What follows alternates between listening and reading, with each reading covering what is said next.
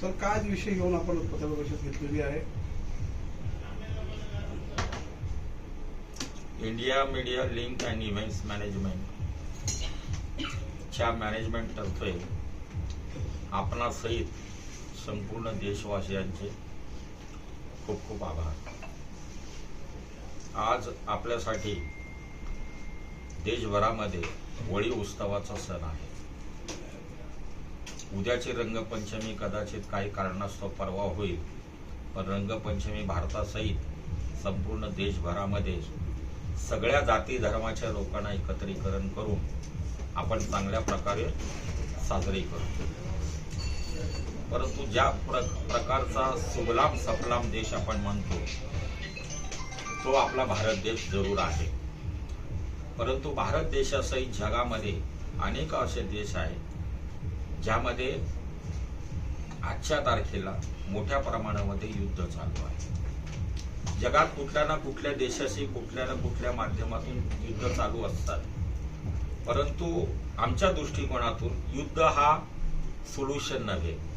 कुठल्याही देशासाठी, समाजासाठी, व्यक्तीसाठी युद्ध हे योग्य नाही, युद्धाचा मार्ग योग्य नाही। आपण भारतीय लोक बुद्धाचा मार्ग अपनावतो हे सगळ्यांना माहीतच आहे, आणि बुद्ध नुसतं भारतात नाहीये तर संपूर्ण जगामध्ये प्रसिद्ध आहे। जगामध्ये बुद्धाची ख्याती आहे, आणि त्याच बुद्धाच्या शांतिप्रिय मार्गाने संपूर्ण देशभरामध्ये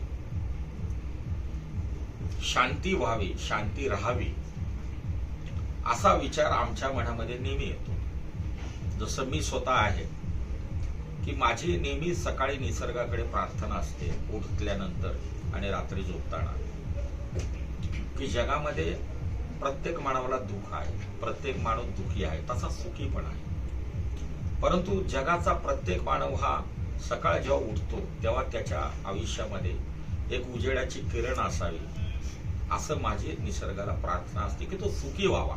किती जरी दुःखी असेल तर तो सुखी व्हावा। आणि जगात अशा प्रकारचे दुःख सुख हे सगळीकडे भरलेले असतात। आता आपल्याकडे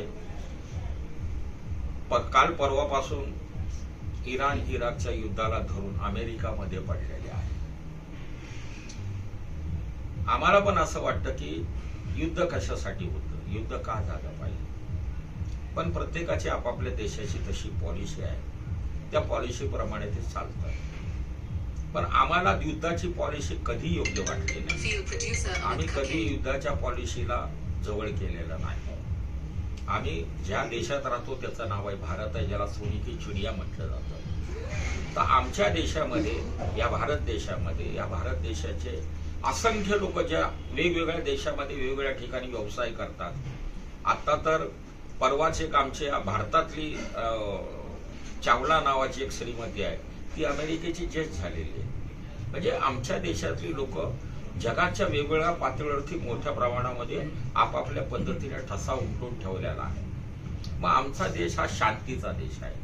मग ही शांती संपूर्ण जगात व्हावी, आणि आमच्या देशाचे पंतप्रधान आदरणीय नरेंद्र मोदी आणि त्यांचं संपूर्ण कॅबिनेट मिनिस्ट्री, जे विदेश मंत्री असतील, गृहमंत्री असतील, सामाजिक मंत्री असतील, त्यांनी आपल्या देशाची लोक जे विदेशामध्ये नाही, बघा, राजकारणाने लोकांना राजकारणाच्या ठिकाणी ठेवा, पण एक लक्षात ठेवा, सगळे राजकारणी मतलबी असतात असं नाही। अशा टायमाला ज्यावेळेस देशाच्या लोकांवरती प्रॉब्लेम येतो किंवा देशावर प्रॉब्लेम येतो, तर आमचा देश खूप दिलदार आहे, तो सगळ्यांना एकत्र करतो।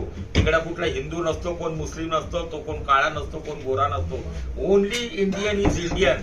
तिथे फक्त भारतीय असतो आणि आम्ही सगळे भारतीय एकत्र येतो। आजच्या टायमाला, आजच्या ठिकाणी, आजच्या दिवशी, आता जो दिवस आहे होळीचा आहे, त्याच टायमाला रोजेचे दिवस चालू आहेत, आणि रोजाच्या पवित्र ठिकाणी, पवित्र वेळेवरती हे सगळे लोक मानव म्हणून एकत्र येतात, आणि त्या लोकांच्या सुविधा कशा पद्धतीने आम्हाला करता येईल त्याचा तो प्रयत्न करतो। शेवटचा प्रश्न आहे की परिस्थिती गंभीर झाल्यावर राज्य सरकार आणि केंद्र सरकारची भूमिका, परिस्थिती जर गंभीर झाली तर त्यासाठी राज्य सरकारची आणि केंद्र सरकारच्या भूमिका किंवा त्यांचे निर्णय एकमेकांशी जुळणार की नाही, जुळताय की नाही जुळताय? नाही ना, जुळावंच लागतात। आमच्याकडे राज्य सरकार असो केंद्र सरकार असो एकाच पक्षाचं आहे, ते काही वेगळं नाही, त्यामुळे ते जुळणार. परंतु जेव्हा युद्ध असेल, देशाच्या प्रॉब्लेमच्या भाषा असतील, त्यावेळेस आमचा देश एकवट होतो.